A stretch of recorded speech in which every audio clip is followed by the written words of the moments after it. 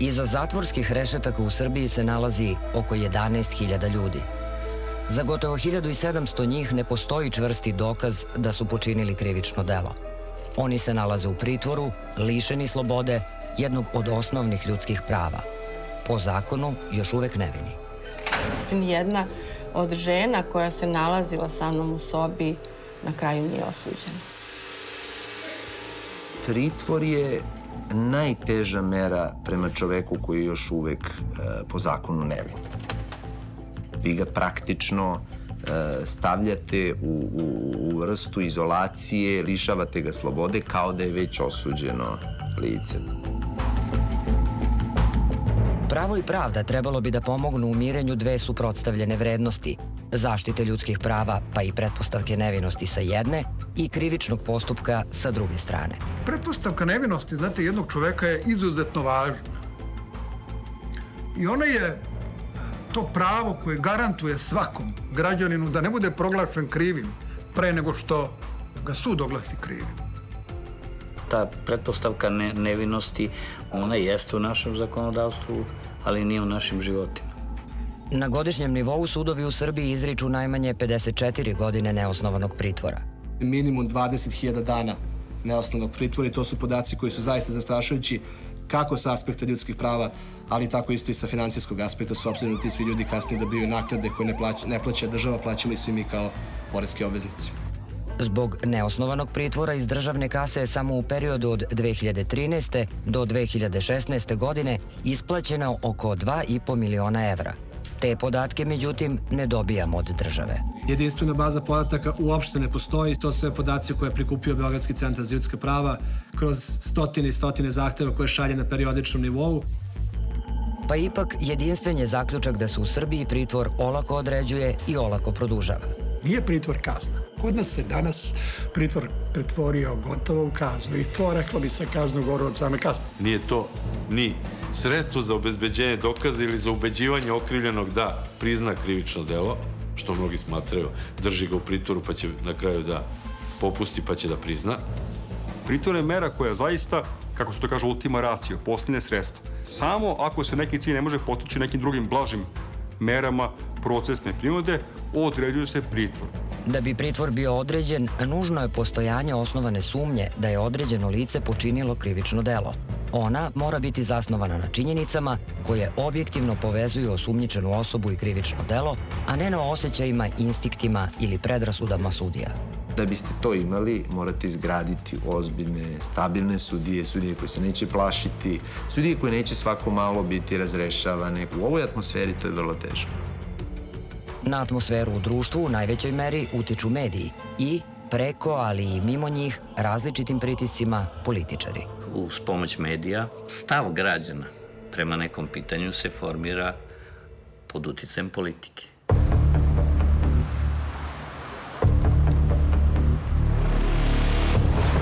Ilustrativni primer je i afera vakcine protiv svinjskog gripa koja je trajala 7 godina i nakon 5 godina suđenja završena odustajanjem tužilaštva od optužnice.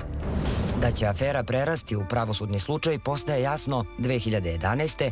kada Evropska komisija poziva vladu Srbije, čiji je stožer tada bila Demokratska stranka, da pokaže veću odlučnost u borbi protiv organizovanog kriminala.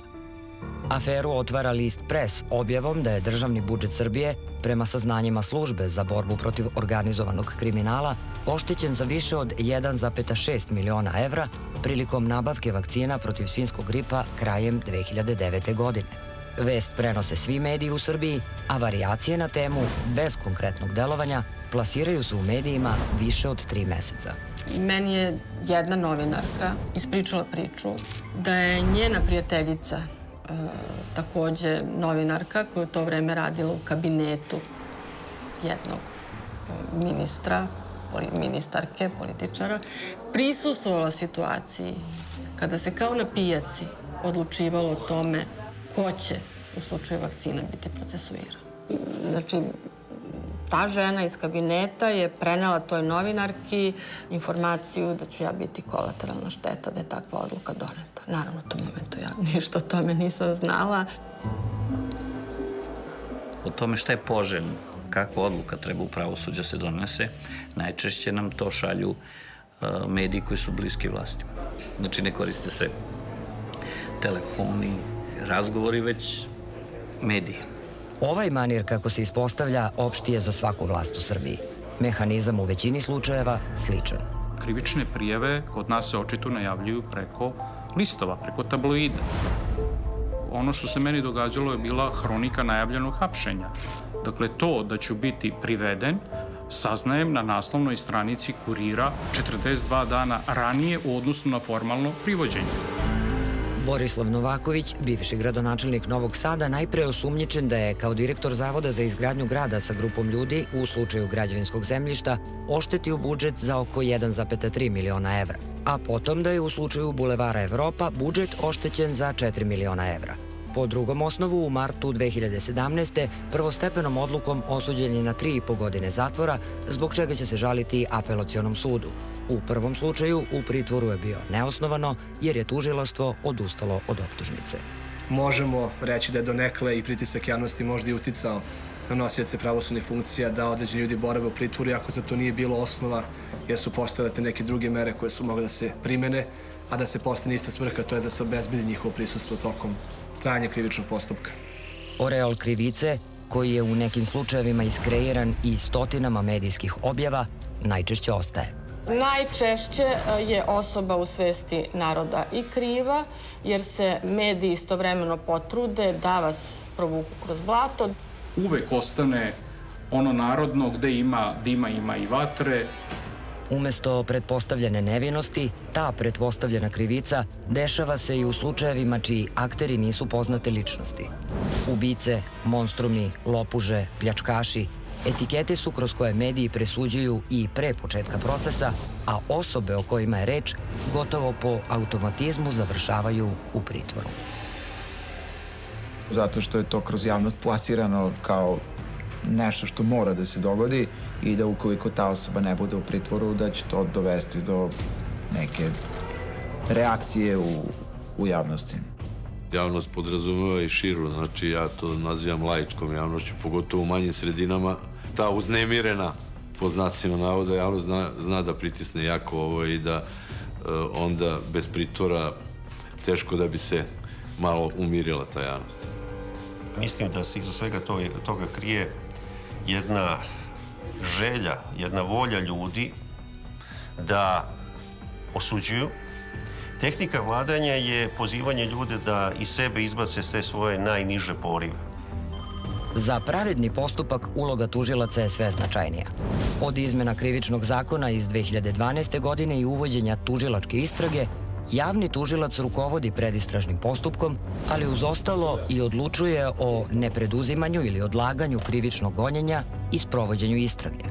Zakon i praksa i tu se međutim razlikuju. Sve ono što prethodi istrazi, prikupljanje dokaza i tako dalje, to tužilac ne može sam po pravilu da obavi, već mora da angažuje za to policiju.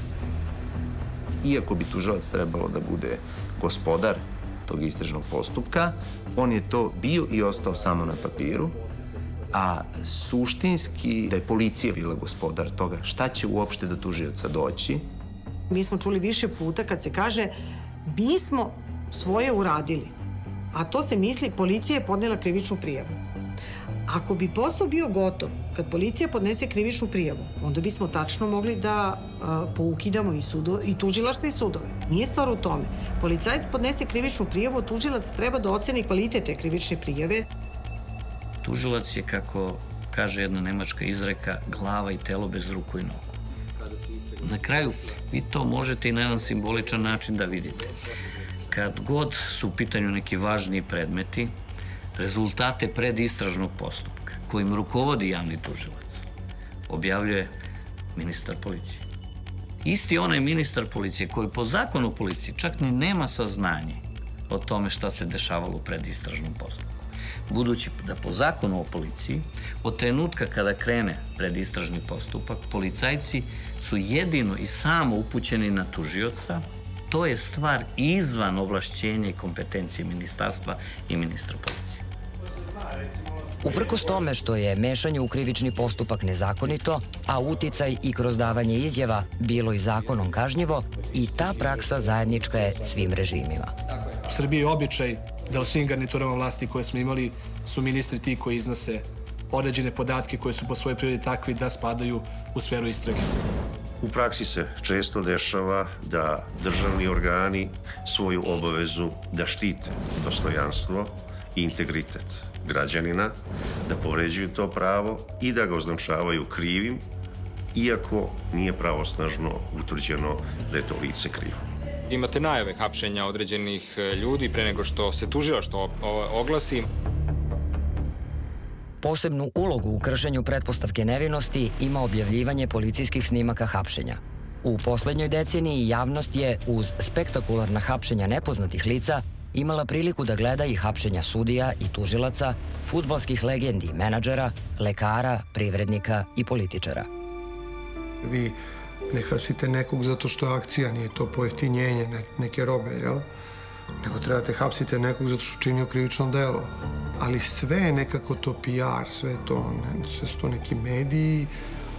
Vrlo često se dešava da tužilac kad vidi da neko nije za pritvor kaže, ali znaš šta, svi mediji bruje, ko sme da ga pusti.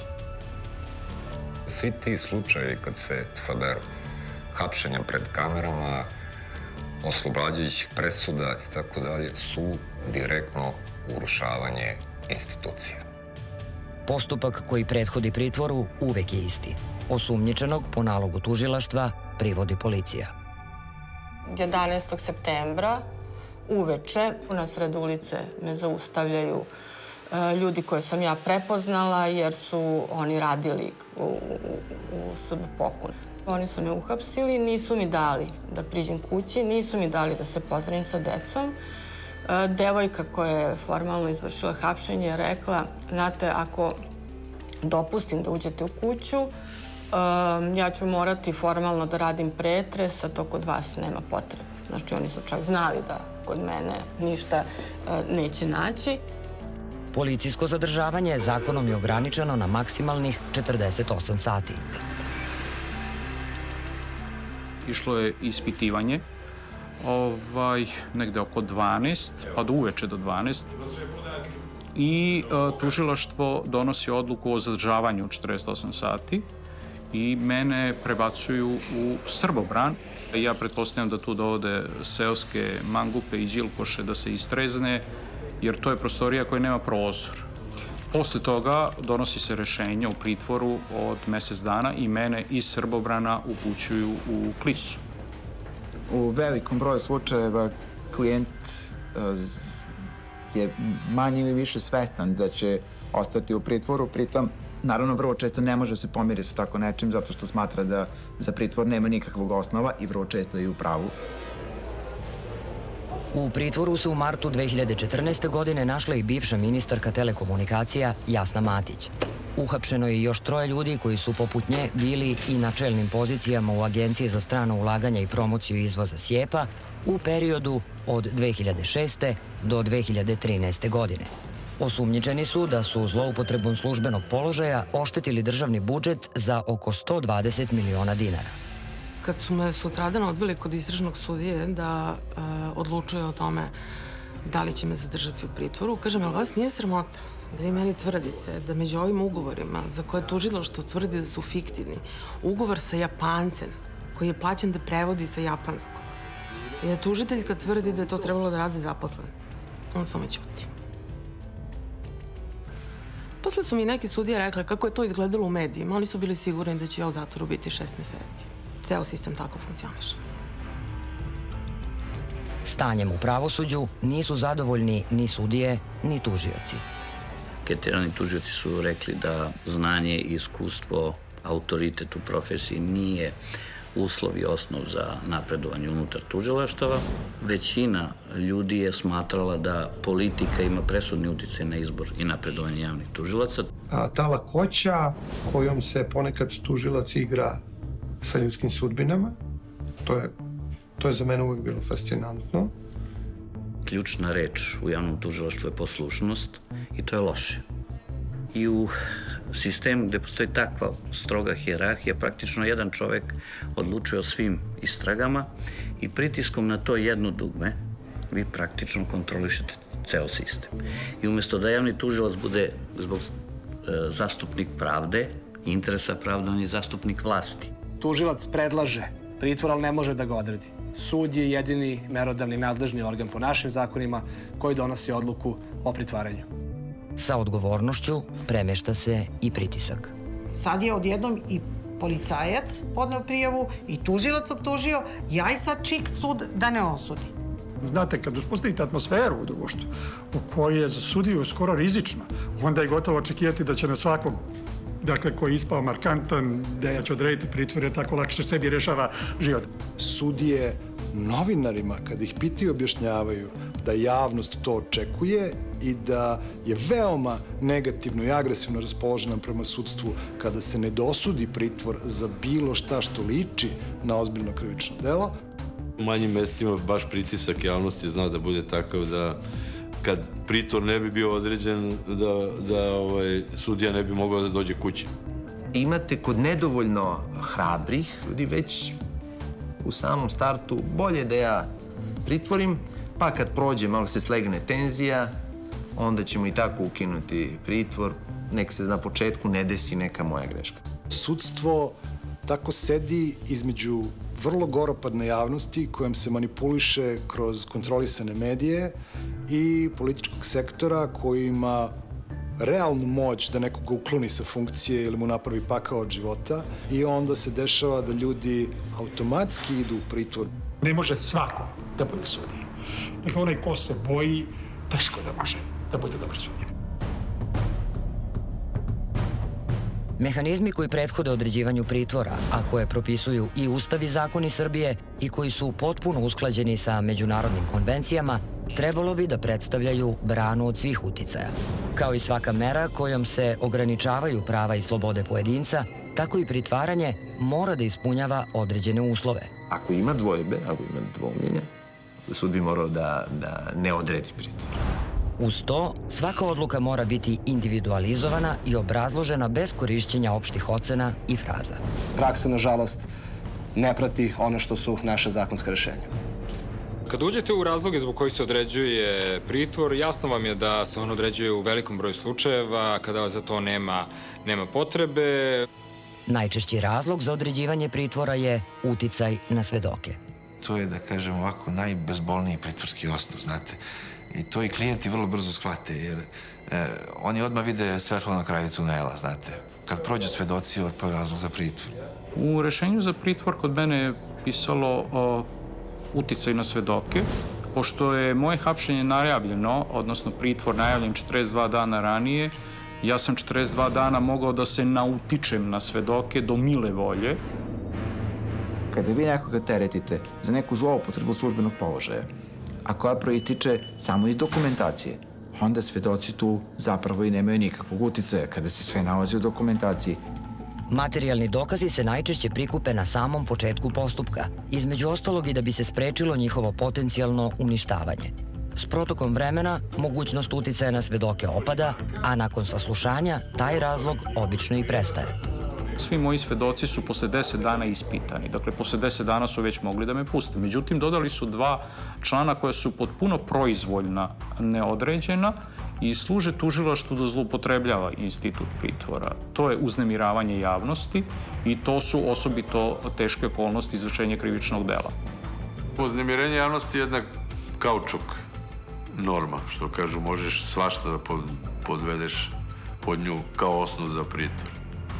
Uznemiravanja javnosti na način kako je to definisano zakonom često zapravo nema. Govorimo o uznemirenju javnosti koje nastaje kao posljedica dela koje je taj neko počinio, a ne atmosfere koju su stvorili mediji.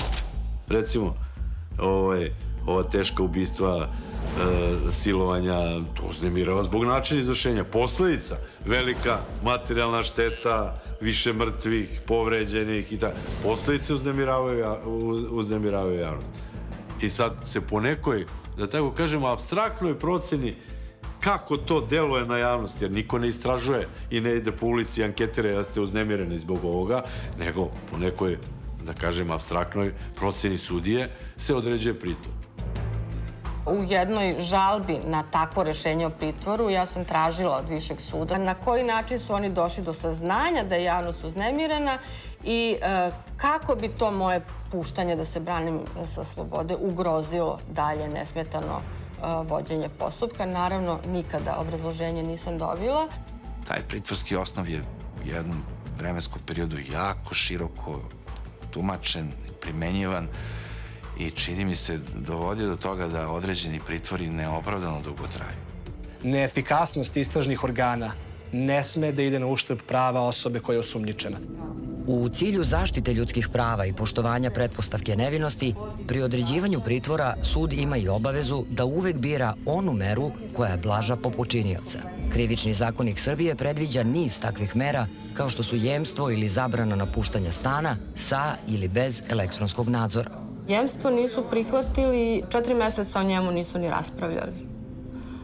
Da bi tek na kraju, znači kada je očigledno doneta odluka, opet iz svega vidim na nekom drugom mestu, da se pritvor ukine, onda je jemstvo prihvaćeno i mi smo svi pušteni uz jemstvo. Ako vi pored pritvora nekome možete da odredite jemstvo, ako mu u tom slučaju odredite pritvor, doći će do kršenja prava na slobodu i bezbednost ličnosti i princip srazmernosti će biti prekršen. Zato je predviđeno da sud pri određivanju mere pritvora mora da obrazloži i razloge za pritvor i zašto druge, blaže mere nisu bile dovoljno dobre. U svojim žalbama na rešenje o pritvoru svako od nas je naravno se pozivao na to da postoje alternativne mere, da je pritvor samo krajnja mera, da je sud dužan da primjeni druge mere uvek u situaciji kada je to moguće. Sud mi je odgovorio, sve sam ja u pravu, ali se žalba odbija kao neosnovna, bez obrazloženja. Naravno, mi smo pisali žalbe i objašnjavali da nema razloga da se to tako radi, ali očigledno je da je dobijena instrukcija da mi budemo u zatvoru i tu se ne pita ništa i ništa se ne gleda. Ako se pogleda koliki je broj dana neosnovnih pritvora, jasno da tu nešto nije u redu. Mnogi deo krivice za postojeće stanje vide i u stavu branilaca. Većina advokata nekako to ćutke prati i nemo gleda. Sa jednom rečenicom da su nemoćni da bilo šta promene. To je tako. Naprimjer, kad ja kažem pa čekajte ovde u zakonu piše to, njegov odgovor je pusti zakon. Zakon se ne primenjuje jer nema konsekvencije za njegovu neprimjenu. Svi oni i učestvuju u tome, kao pa ne, to ništa sad i ne vredi, ko nam isto to ni da pokušavaš, kako ne vredi. Mislim, mora da vredi. Naravno, to nikad nije tako. Tako da to je sve zaista potresno. Ukoliko je već medijski do te mere neko proglašen za krivca, vi sa tim ne možete kao advokat da se izborite nikako. Uprkos Ustavu i zakonima, u praksi se krši i 5. princip testa ograničenja prava na slobodu, princip proporcionalnosti. Ako je nekog potrebno držati u pritvoru 3 meseca, 3 meseca i 10 dana je kršenje principa srazmernosti. Pritvori se određuju na veoma lak način i dužina tih pritvora je jedno vreme bila prosto skandalozna. Tužilac može da vrlo sporo ispituje svedoke i da time što ih sporo ispituje, ovog drži de facto duže u pritvoru nego što bi inače morao da bude. Najgora kombinacija je da stavite nekog u zatvor i da onda mesecima ne radite ništa. Desilo se i da ljudi sede u pritvoru 2 meseca zato što je tužilac na godišnjem odmoru. Pa u julu i avgustu nema ko da sasluša svedoke. Nisam nikada videla, ali mi je rečeno da je celo sudstvo dobilo instrukciju da u to vreme, znači 2010. 11. godine, kada je DS na vlasti, da se pritvor određuje kao obavezna mera i da traje najmanje do donošenja optužnice. U situaciji u kojoj vidimo već sam postupak istrage koji predugo traje, gde se malo dopunjuju, vraćaju dokazi, optužnica koja ide 10 puta se vraća nazad na uređenje, a većinu tog vremena traje pritvor. Tu je mesto za sudiju koji će odrediti jednu crtu iznad koje se ne ide i reći tužiocu, ok, ako do sada niste uspeli ovo da sredite, dovoljno da me uverite, ova osoba, bez obzira na to šta će kasnije biti, u ponedeljak ide kući. Zaista ne znam kako taj sudija koji ga određuje ne vidi šta radi. Da li su se ikada suočili sa time kako izgleda život u pritvoru i da li su se ikada zapitali imaju li pravo 8, 9, 10 meseci, godinu dana da drže nekoga u pritvoru bez razloga. Trajanje pritvora ograničeno je na 6 meseci, ali samo kada je krivični postupak u fazi istrage. Nakon podizanja optužnice, pritvor možda traje praktično neograničeno dugo u teoriji. Više od godinu dana u pritvoru je tako proveo Goran Knežević, nekadašnji gradonačelnik Zrenjanina i te 2010. visoki funkcioner Demokratske stranke. Upravo tu činjenicu predstavnici vlasti koristili su da u brojnim javnim komentarisanjima dokazuju kako u borbi protiv korupcije nema nedodirljivih. Niko nije zaštićen. Ako nije zaštićen čovjek koji radi u građevinskoj firmi, sudija, profesor, predsjednik, nije zaštićen nijedan predsjednik opštine, nijedan član vlade od istrage za korupciju.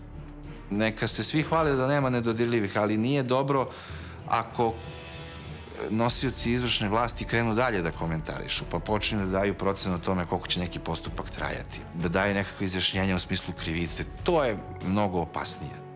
Knežević je u pritvoru proveo 13 meseci. Gotovo da je pravilo da se neefikasnost postupka maskira, da tako kažemo, anticipiranom kaznom koja se na jedan svakako nedozvoljeni način kroz pritvor manifestuje. Primer koji služi za dokazivanje vlasti da se ozbiljno obračunava sa kriminalom i korupcijom, ali i da to ilustruje i dugim pritvorom, je slučaj Miroslava Miškovića. Najavljivanje hapšenja jednog od najvećih tajkuna Srbije i čoveka za koga se veruje da je iz pozadine kadrirao i u vlasti i u opoziciji, za Srpsku naprednu stranku je bio praktično deo programa kojim su i došli na vlast. Nakon toga, sa svakom novom tvrdnjom da se radi o kriminalcu, rastao je rejting i Aleksandru Vučiću. Na hapšenje Miškovića nije se dugo čekalo. Ilustrativan slučaj gde se permanentno vrši kršenje, ne samo kršenje pretpostavke nevinosti, nego se daju određeni komentari koji se nigde ne bi smeli izgovoriti u nekim ozbiljnim pravnim državama od strane predstavnika vlasti. Slušao sam najave da će biti pušteni do nove godine, da postoje različite vrste pritisaka. Ako bi se to desilo, da za to ne postoje valjane razlozi, da doživeo bih i kao lični poraz i to ne bih krio od vas. Mišković je u pritvoru bio 224 dana, a pušten je uz rekordno jemstvo od 12 miliona evra. Uplata od strane Delta Holdinga. Hvala. Kasnije će Ustavni sud doneti odluku koja je konstatovala da je u ovom slučaju pritvor nerazumno dugo trajao. Ali trebalo je stići do Ustavnog suda da bi se taj postupak, malo da kažemo, sveo u nekakve realne zakonske okvire. Neosnovano produženje pritvora u daleko većoj meri dešava se kod slučajeva koji nisu poznati široj javnosti. O njima svedoče i oni koji su i sami bili u pritvoru. Radilo se o mladoj devojci, 20 godina, koja je optužena za pokušaj ubistva svog brata, iako se iz opisa u rešenju o pokretanju istrage vidi da toga nema. Ona je 3 meseca provela prvobitnu pritvoru, zatim još 1 mesec jer je ročište zakazano za glavnu raspravu odloženo iz nekog razloga. Sudija je oslobodio bilo kakve odgovornosti na prvom ročištu. Znači, postupak nije ni vođen. Ja sam je srela kasnije kada je izašla. Naravno se njen život iz korena promenio, da je ostao bez posla, koji sada više nije mogla da nađe. Znači, u ime naroda se sprovodi nasilje, praktično bez potrebe. Sistem mora bolje da funkcioniše u trenutku samog određivanja pritvora, a ne naknadno. da se ne određuje pritvor baš svaki put kada tužilaštvo to traži, nego da se ipak malo kritički razmatra kada je to zaista potrebno, a kada nije. U Srbiji gotovo svaki zatvor ima pritvorsku jedinicu. Najveća pritvorska jedinica na Balkanu je okružni zatvor u Beogradu, poznatiji kao centralni zatvor ili samo CZ. Ta škripa metalnih vrata koji se zatvaraju za vama, kada vas sprovedu u hodnik gde se nalaze sobe i zatvore vas u jednu od soba, je nešto neopisivo strašno. To je jedna prostorija 2x2 u kojoj nema osnovnih higijenskih uslova, u kojoj nema dnevne svetlosti, iz koje ne možete izaći osim sat vremena dnevno u neku šetnju po dvorištu. Daju ti mogućnost da okreneš telefon, ali samo da bi se javio svom advokatu. Nisam bio u prilici da razgovaram sa suprugom. Naravno, u zatvoru vam uzmu sve vaše stvari i ostave vam to kako ste obučeni. I budete potpuno prepušteni na milost i nemilost tom sistemu. Kao Jason Bourne ili tako neki film, gde vas neko proganja i napada, vi ne znate tačno zašto. Dobijete to ćebe koje deluje kao da su njime prali ulice zadnjih 20 godina. U zatvoru ako imate para, život je drugačiji nego ako nemate. Ni toalet papir, ništa ne postoji za džabe. I tako. Pri smeštanju u pritvorsku jedinicu obavezno se vodi računa da lica iz istog slučaja ne budu smeštena u istu prostoriju. I odveli su me u neku sobu sa neke dve gospođe koje su tu bile. I one su bile vrlo ljubazne, dali su mi jedan peškir da stavim glavu na njega. I tako sam spavala obučena u tom, s tim prljavim ćebetom.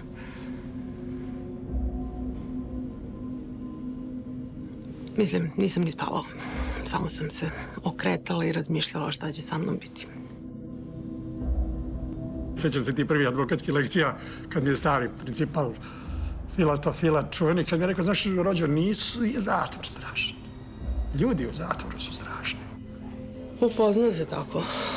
Ženu koja je ubila muža, ženu koja je ubila nekog drugog čoveka koji nije bio njen muž. I uglavnom te neke žene osumnjičene za šverc narkotika i tako. Vi u tom pritvoru imate gore uslove nego kažnjena lica koja se nalaze na odsluženju kazne za teška krivična dela, koji posle nekog kratkog vremena mogu da dobiju pravo na odsustvo, svaki vikend idu kući, imaju kontakt sa porodicom, izlaze u grad, telefoniraju i tako dalje. Ironija je da pritvorenik je lice za koje nije dokazano da je kriv, osuđen je lice za kog je pravosnažno utvrđeno da jeste, a lošiji je položaj pritvorenika u odnosu na osuđenog. Mene kad su tu doveli, to sam ja smatrala kao dobro, sad tu ću da prespavam, sutra ću da se objasnim sa sudijom i da će to sve da se završi. Ali kad su me sutra ponovo doveli i objasnili mi da ću tu biti mesec dana, ja sam rekla tim dvema ženama, ja ću da štrajkujem glađu. I ta jedna žena mi kaže, ako to budeš radila, oni će ti dati dijagnozu da si suicidalna, odvešće te gore na sprat na psihijatrijsko odeljenje, vezat će te za krevet i daće ti psihotike. Ja posle pitam advokata, on kaže da i ja vam to isto ne bi preporučio. Vi od 24 sata, 23 provedete u toj sobi 2x2 u kojoj nema mesta da se krećete.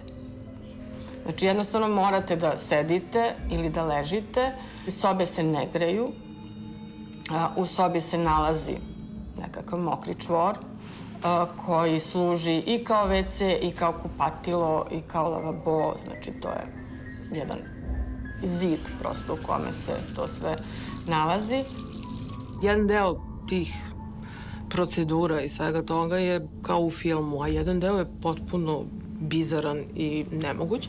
Recimo, nemate pravo da imate turpiju, ni onu kartonsku za nokte, ali pušači imaju upaljače i mogu da puše. U pritvoru imate zvanični kućni red i interni kućni red. Zvanični kućni red određuje upravnik, a interni kućni red određuje najautoritativniji pritvorenik u toj sobi. Najautoritativniji pritvorenik u toj sobi obično je ili onaj ko je najsnažniji ili onaj ko ima najduži pritvorenički staž. Odmah su me pitali kako mogu da mi pomognu. Ja im kažem, ljudi, 48 sati sam bio u pritvoru, dajte ako mogu nekako da se istuširam. I onda ovaj glavni u sobi kaže, je li ima jedna Coca-Cola za Boru Novakovića? A ovaj drugi kom se on obratio kaže, čuj jedna, bit će za gradonačelnika i 2 Coca-Cole. I ja sad gledam kakve Coca-Cole imaju veze s tuširanjem. A šta oni rade? Kada popiju Coca-Colu, oni sipaju to vodu, vežu snop 4-5 Coca-Cola, okače ih o sijalično mesto, zagreju tako vodu koja se nalazi u Coca-Coli i ti bukvalno ulaziš u toalet i tuširaš se ili pereš se tako što se polivaš vodom iz Coca-Cola. Morate prati kosu bez obzira što je hladno, ja? Pa zamotate u peškir, pa tako spavate, pa do ujutru će se osušiti. Ako ne dobijete upalu mozga, niste je dobili, mislim, u redu je. Jednostavno, vi više, ako ste iza te brave, niste čovek koji ima svoje potrebe, vi ste osumnjičeni. Kad sam izašla, onda su me razni pitali i objašnjavali mi da bi trebalo da idem kod psihijatra, ali meni se čini da sam uspela nekako i bez toga da preživim. Ono što meni treba je zadovoljenje pravde, a dotle nikakva psihološka podrška ne može meni pomoći.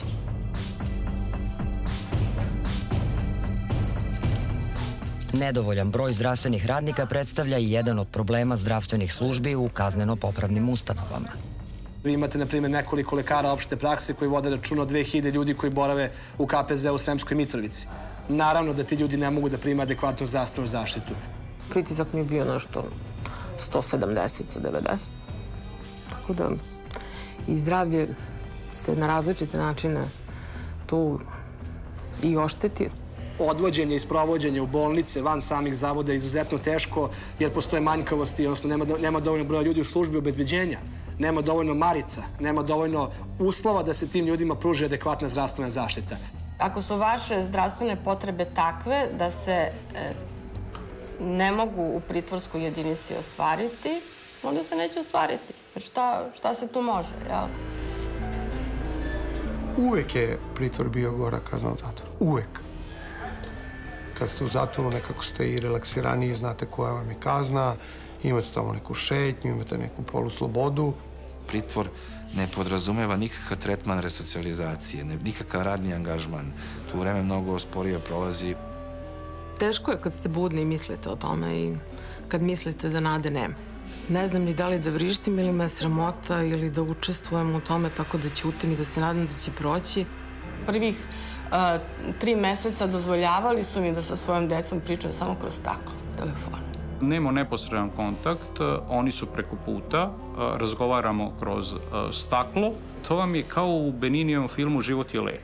On je otišao u koncentracioni logor, ali da njegova deca ne bi primetila pred kojom vrstom životnog iskušenja se nalaze, on postavlja stvar tako kao da je to jedan veliki performans. Kada si unutra, naravno, vreme nikad ne prolazi.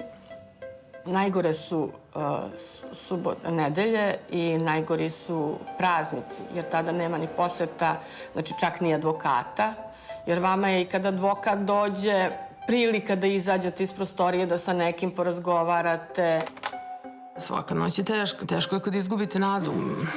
Strašne su noći kada čujete u susednoj ćeliji ili, ne daj Bože, u vašoj, kako zatvorenica koja je u apstinencijalnoj krizi dobije histerični napad u toku noći i počinje da vrišti, da seče vene sebi i da napada drugi oko sebe, sve u mrklom mraku. Poznati su mi slučajevi, ja sam u nekima učestvovao, gde su ljudi odlučili i rekli ne, ja ću potpisati sporazum da sam kriv i da okončam ovu agoniju, ja ne mogu ovo više da izdržim. Ja sam provela novogodišnju noć u zatvoru i verujte da je to jako tužno. Jako tužno što niste sa svojom porodicom, što se osjećate kao u paralelnom svetu. Vi ne postojite. Znači, vi ste negde zatvoreni, izopšteni, u potpunom mraku, znači gde jednostavno ništa ne čujete, nema zvuka, nema ničega. Mene je najviše držala ta neka rezignacija i taj neki bes da se neko tako igra sa mojim životom, da flagrantno krši sve zakone i da ja tu ništa ne mogu da uradim. I baš mi je to bilo strašno. Podaci Beogradskog centra za ljudska prava govore, međutim, da malo ko od pritvorenih lica zna da ima pravo na drugačije uslove. Kada pričate sa pritvorenicima, niko ili retko kad neko ističe loše uslove života iz prostog razloga što oni jasno kažu pa to je zatvor. Loša je hrana, pa to je zatvor. Zdravstvena zaštita, pa šta ti misliš da si ti došao si u zatvor? Naravno da će da bude loše. A zapravo to ne bi trebalo da bude tako. CPT, ili ti Komitet protiv torture Saveta Evrope, konstatovao je da Srbija praktično pritvorenike drži u režimu koji vode ka kršenju apsolutne zabrane zlostavljanja, to jest vode ka nečovečnom i ponižavajućim postupanju. Iz činjenice da je u pritvorskim jedinicama dominantna muška populacija, rađa se i dodatni problem koji se, naročito u manjim sredinama, tiče pritvora žena. Vrlo često se dešava da pored mere pritvora, koja je sama po sebi izuzetno teška, imate i meru samice. Ono što je, kao i u svim drugim oblastima života i ovde zanimljivo, je da su žene diskriminisane i tu i da su moja dvojica kolega prespavala i kasnije bila u pritvoru u specijalnoj pritvorskoj jedinici koju zatvorenici zovu Hajat, a da smo koleginice i ja bila u centralnom zatvoru koji izgleda kao da ste se vratili u 18. vek, onako u roman Charlesa Dickensa, gde je sve onako u raspadu već 50 godina, očigledno.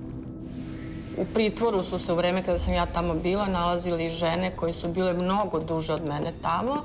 Jedna od njih čak 2 godine. Jedna od tih 2 žena koja je sa mnom bila je po ceo dan plakala. A druga je po ceo dan pušila. Jedna od njih kada je uhapšena i stavljena u pritvor, ona je majka invalidnog deteta, pritom srčani bolesnik. Znači, niko u tom momentu ne vodi računa kako će to invalidno dete bez svoje majke i da li zaista ima razloga da se ta žena nalazi u pritvoru. Ona je provela 3 meseca u pritvoru, znači da nikada ni optužnica nije podignuta. Zbog neadekvatnih uslova i kontakata sa spoljnim svetom, kao i zbog strogog režima, teoretski bi svaki pritvorenik mogao da tuži državu. U Evropi postoji niz takvih slučajeva, u Srbiji nijedan. Ako mene pitate zašto, upravo zbog toga što naši branioci su fokusirani da ti ljudi u tom krivičnom postupku budu oslobođeni. Šta se s njima dešava unutra, to ja mislim da malo je ljudi u ovoj zemlji koje to interesuje. Neadekvatne uslove morale bi da konstatuju sudije, ali takvih izveštaja nema. Zaštitnik građana nema ingerencije nad radom sudova, ali kontroliše uslove i postupanje prema pritvorenicima. Konstatovano je da su u poslednjoj dekadi načinjeni pomaci, najpre u procedurama, a delimično i u uslovima smeštaja. Ne do te mere da možemo da kažemo da smo zadovoljni i da je to u skladu sa važećim standardima, ali zaista je veliki napredak načinjen. Iako je okružni zatvor prošao deo rekonstrukcije, dalje u okružnom zatvoru u Beogradu postoje krila koje su po tom ruskom modelu projektovana još 50. godina prošlog veka i da praktično u samim prostorijama nema prozora, to jest nema direktno dotoka prirodne svetlosti i vazduha. To stavite u kombinaciju sa brojem ljudi koji prevazilazi kapacitete i nedostatkom aktivnosti i imate nečovečno i ponižavajuće postupanje 1/1. Situacija je bila značajno gora do 2013. godine, kada je broj izrečenih mera pritvora bio i nekoliko puta veći. Ako sada uzmete u obzir da danas u centralnom zatvoru ima 800 ljudi, a da do pre 2-3 godine ih je bilo 1600, možete zamislite kakva je atmosfera postojala u okružnom zatvoru u Beogradu tada. Kao pozitivni pomak i u izveštaju Zaštitnika građana konstatovano i postupanje zatvorskih službenika. Većina njih je zaista bila na visokom nivou profesionalnosti i mislim da se sve te reforme o kojima se mnogo priča zadnjih 15 godina, u stvari najviše nekako i vide na tom nižem nivou. Da su njima procedure jako utegnute i stroge i da se one toga jako drže. Služba pritvora zaslužuje pohvale. I nikad mi se klijenti nisu žalili na postupanje zatvorske straže, pritvorske. uvek ako je bilo neke torture, psihičke ili fizičke, to je obično sumnja bacana na policiju. I pre predaje, da kažem, u pritvorsku jedinicu. Verovali ili ne, stražari su ti koji ipak u vama vide ljudska bića. I s obzirom da su većina od njih dugo tu, one vrlo lako procene ko je kakva osoba. To je žena rekla, moraš sačekati moment kad se završi izbor i to je tvoj moment kada će se sve završiti. Izdrži, proći će. Odmah nakon što su izbori završeni, nama je pritvor ukinut, a u obrazloženju stoji da je intenzitet uznemirenja javnosti smanjen. Takođe, bez ikakvog obrazloženja kako se to odjednom u roku od 10 dana intenzitet uznemirenja javnosti smanjio i sada se mi možemo braniti za slobode, a do pre 10 dana to nismo mogli. Dođu čuvari i kažu spremite se za 15 minuta, izlazite i to. Ukoliko se utvrdi da je pritvor bio neosnovan, a to se, kako se ispostavlja, prečesto događa, stiče se osnov za pokretanje postupka za naknadu štete. Međutim, ne postoji jasan kriterijum po kome se određuje visina te naknade. Nekada su odštete za neosnovan boravak u zatvoru, za ove koji su dobili oslobađajuće presude, bili negde oko 100 evra, u nekim predmetima i 13 eura po danu. Dakle, ne znam ko je taj koji je spreman da za 13 eura uništi sebi zdravlje, porodicu. Većina njih se razvedu posle tih pritvora, profesionalno su potpuno degradirani, izgube samopouzdanje. Nekako, to svakako nisu ljudi koji su, kako su izgledali pre pritvora. Meni je čak ponižavajući i taj iznos koji se određuje za dan pritvora i ne može nadoknaditi ono što ste proživjeli, jer vas to obeleži za ceo život, promeni vam život i tekako. To je simbolika da vi tužite državu i, da kažemo, dobijate državu i naplaćujete se od države. To je neka vrsta, da kažemo, pre svega moralne satisfakcije. Koliki god da su ti iznosi, nema te sume koje može da nadoknadi takvo maltretiranje, takve ljudske tragedije koje ovako nešto izazove. To je ono kako je Đinđić govorio, kada od akvarijuma jednom napraviš riblju čorbu, tu više nema naseta. Oni koji su se odlučili na tužbe znaju da je postupak za naknadu štete zbog neosnovanog pritvaranja dvostepen. Prvi stepen je pokušaj poravnanja oko iznosa koji se postiže sa posebnom komisijom Ministarstva pravde. Ukoliko se dogovor ne postigne, oštećena osoba pokreće parnični postupak u kojima je naknada tradicionalno znatno veća. Tužena strana nije pojedinac, niti neki konkretan državni organ, već država Srbija. I na osnovu tih postupaka onda Republika Srbija plaća odštetu za neosnovani pritvor. Možete da tražite nematerijalnu i možete da tražite materijalnu štetu. Sada, to je jako teško dokazivo realno da ste vi baš zbog pritvora trpeli materijalnu štetu. Pravo ne kaže, ali iskustvo pokazuje da i kod određivanja naknade za neosnovani pritvor faktor politika nije zanemarljiv. Akcija Sablja, pokrenuta u vreme vanrednog stanja posle ubistva premijera Zorana Đinđića, i zbog ovog segmenta ulazi u anale.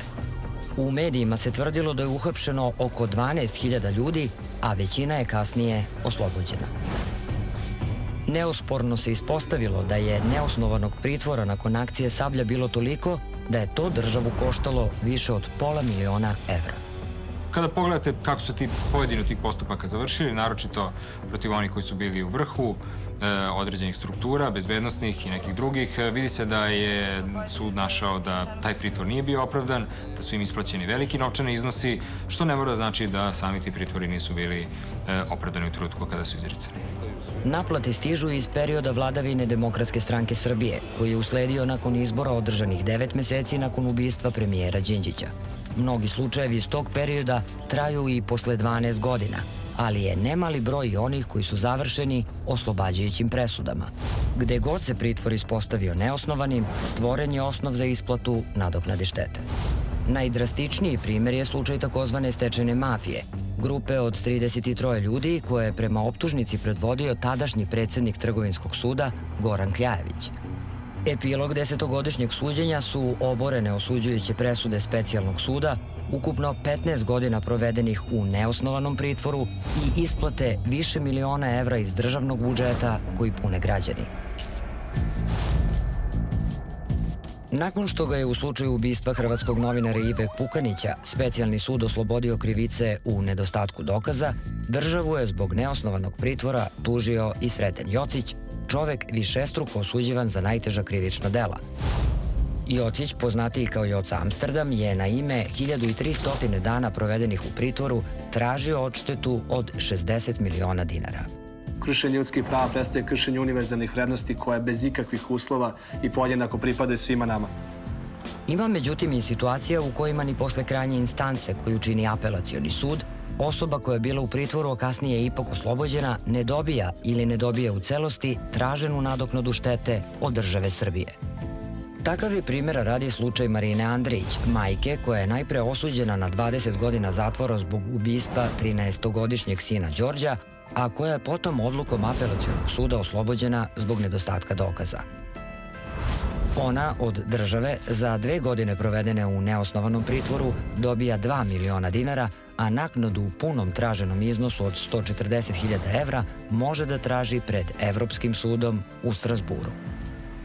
Da bi došli do Strazbura, morate proći celu zakonom predviđenu proceduru u Republici Srbiji i da budete odbijeni sa svim pravnim lekovima u Republici Srbiji. To traje. To vrlo dugo traje. Osjećaj nenadoknadive štete mnogima je razlog što i posle oslobađajuće presude sve žele što pre da zaborave, pa neće da se upuštaju u nove procese, ovoga puta za neizvesnu materijalnu nadoknadu. Imam slučaje u praksi da kažu neću da tužim državu, ne interesuje me. Ako bih tužila, znači za pretrpljenu štetu zbog neosnovanog pritvora, tužena bi bila država, a nadoknadu bi platili građani ove zemlje, koji su najmanje krivi za sve to što se desilo. Znači, pravi krivac će ostati skriven, i neće odgovarati, jer prosto i u zakonu piše da je za sve greške tužilaštva odgovorna država. Među onima koji nisu hteli da tuže državu je i Goran Knežević, koji je posle 13 meseci provedenih u pritvoru i 3 godine suđenja oslobođen optužbi da je bio organizator takozvane građevinske mafije. Hoćete li tužiti državu zbog pritvora u kome ste bili 13 meseci? Lako, ima vreme da razrešimo prvo ovo. Slažem se da je i u vreme kada je Demokratska stranka bila na vlasti zloupotrebljavana institucija pritvora. Ona je na najdrastičniji način zloupotrebljena u slučaju Gorana Kneževića i za to nema nikakvog pravnog opravdanja. Dakle, bilo je toga i u naše vreme. Ja uvek, naravno, svoje klijente savjetujem da tuže državu. To je ono što je država njima dužna da plati, a to je značajno da se država stalno disciplinuje, da se drži pod kontrolom i da se ne dešava da se država zaleće u nekakve neosnovane krivične progone i dugotrajne pritvore koje će posle morati da plati. Knežević nije poslušao taj savjet svog advokata, ali jeste Uglješa Grgur, vlasnik detektivske agencije Gvozden, jedan od 15 osoba koje su uhapšene u istoj aferi. Grgur je u pritvoru proveo skoro godinu dana, a posle 5 godina u specijalnom sudu je, kao i ostali optuženi, pravosnažno oslobođen svih optužbi. Ja za 11 meseci ću da tužim. 11 meseci. Dobio je obeštećenje u rekordnom iznosu od 145 miliona dinara. Sa druge strane, nisu izostali komentari da je cijela grupa, a sa njom i Knežević, oslobođena tek kada je na vlast došla njegova nova stranka. Ne može se lako braniti teza da je zbog političke pripadnosti Srpskoj naprednoj stranci on oslobođen. Znate, mogu bi da kažem da je promjena vlasti uticala na to da sud relaksirano i slobodno donese odluku kakvu treba da donese. Vreme će tek pokazati za koliko će se pritvora određenih u vreme vlasti koja je došla sa SNS-om na čelu pokazati neosnovanim i koliko će to koštati državu, odnosno građane. Mislim da će pre ili kasnije morati da se otvori pitanje odgovornosti i policije i tužilaštva. Jer mi sada već imamo negde oko 111 slučajeva procesuiranja članova Demokratske stranke, a u mnogim slučajevima tužilaštvo je donelo rešenja o obustavljanju istrage. Da javnost, pa čak i mediji, ne znaju ne samo šta je ishod, nego često ni šta je povod da neko završi u pritvoru, pokazuje čak i slučaj koji su pratili svi. Hapšenje i suđenje Miškoviću. veći deo javnosti, siguran sam, nije znao za koje delo je Miroslav Mišković optužen ili za koja dela i za koje je sada oslobođena, za koje se vodi postupak, odnosno osuđen. Njemu je pritvor određen zbog onog dela za koje je prvostepeno oslobođen. Vidjet ćemo šta će reći drugostepeni sud. Po osnovu toga, naravno, da bi mogao da zahteva naknadu štete, a nezavisno od toga što je optužen ili osuđen za drugo, treće ili 53. delo. Javnosti poznati slučajevi, međutim, čine tek manji deo hiljade sporova za nadoknadu štete zbog neosnovanog pritvora koji se mere milionima evra. Taj novac koji se troši da bi se ta kompenzacija izvršila ne pada s neba. To plaćaju isti ti građani koji nekad, eto, izdušno i aplaudiraju. Ja bih na to gledao da li je javnost više uzbunjena zbog toga što će se suočiti sa činjenicom da će puno para morati da se plati pritvoreniku, ili je veće zadovoljstvo u javnosti što je određeno lice stavljeno u pritvor. Često se to kaže, evo, država je počela da funkcioniše, znači to što se neko stavi u pritvor mi tumačimo kao funkcionisanje. Funkcionisanje bi bilo ako ima osnova da neko bude stavljen u pritvor, da to znači funkcionisanje države. Oni koji su pritvarani teško pronalaze moguću adekvatnu satisfakciju. Ono što bi meni lično eventualno bila satisfakcija jeste da se postavi pitanje odgovornosti onoga koji je do ovoga doveo. I ne samo u mom slučaju, nego i drugim. Jer znate, vi zaista imate situaciju da niko ne odgovara. Nema nekog sistema utvrđivanja odgovornosti ljudi koji su unutar sistema odredili pritvor koji je kasnije za koji se pokazalo da je neosnovan i da se negde na pokrivanje onih ljudi koji unutar državnog aparata donose ove odluke. Ako bi sudija sudio u strahu od toga, da li će snositi odgovornost što je možda pogrešno primenio pravo, onda on ne bi bio slobodan da to pravo primeni, onda bi se on pretvorio u jednu poslušničku mašinu koja nam ne bi bila ni od kakve koristi. Njihova nezavisnost ih štiti od odgovornosti za odluku koju su donali u postupku koji vodi. I to treba tako da bude. Ali postoje neki disciplinski, barem, organi, postoji Visoki savet sudstva. Disciplinska odgovornost je nešto što postoji u svim državama na svetu. Mi smo išli, društvo sudija, u taj proces. Međutim, političari su to jako dobro dočekali, sistem disciplinske odgovornosti, jer su shvatili da na taj način mogu u stvari oni da vrše pritisak kako god hoće. Ja sam imala tu sreću, znači da su prijatelji ostali uz mene, ali se vrlo često dešava da ljudi budu napušteni, da im se ceo život razbije na parampačad i o tome apsolutno niko ne vodi računa.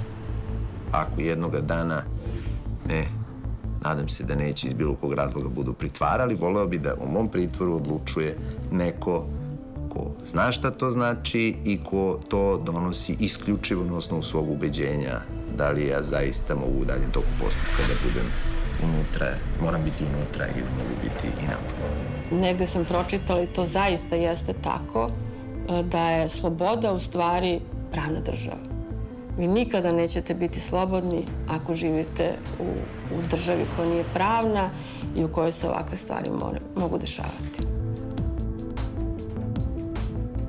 Moj motiv da ovo govorim je u stvari pokušaj da se podstaknu građani da se bore za svoje živote i za živote svoje dece, terajući političare da obezbede vladavinu prava.